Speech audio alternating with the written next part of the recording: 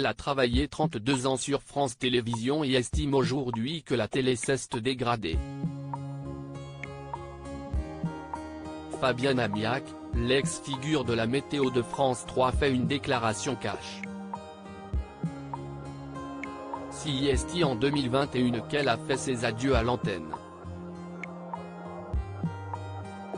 Les téléspectateurs étaient habitués à son visage, elle qui présentait les bulletins météo depuis 1990 sur France 3. Fabienne Amiac fait désormais carrière dans un tout autre domaine puisqu'elle s'est lancée dans la chanson et s'apprête à sortir, le 22 juin, son album intitulé J'aimerais. L'extrait d'un de ses titres la montre arborant une robe fleurie fendue, porter une couronne de fleurs et chanter un air aux accents polynésiens, guitare à la main.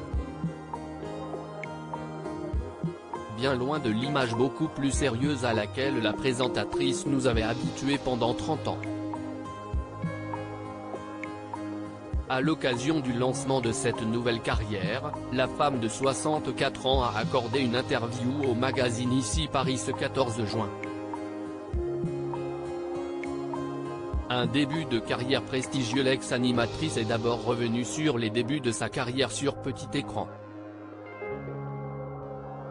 Jeune femme, pas encore diplômée, elle a commencé en tant qu'assistante du journaliste André Sélarié, le père de l'actrice Clémentine Sélarié, note de la rédaction, qui officiait alors au journal de 13h de TF1 d'Yves Mourouzi, entrée dans la légende de la télé en imaginant des directs depuis le monde entier.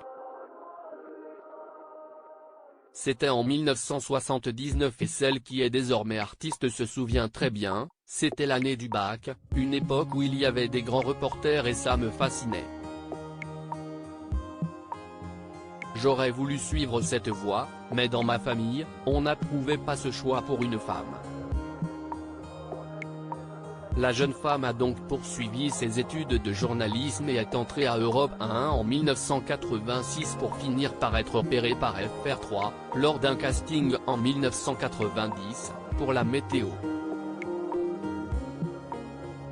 Fabienne Amiac pas vraiment prête à revenir sur le petit écran 32 ans plus tard, toujours au même endroit, Fabienne Amiac a décidé de prendre le large.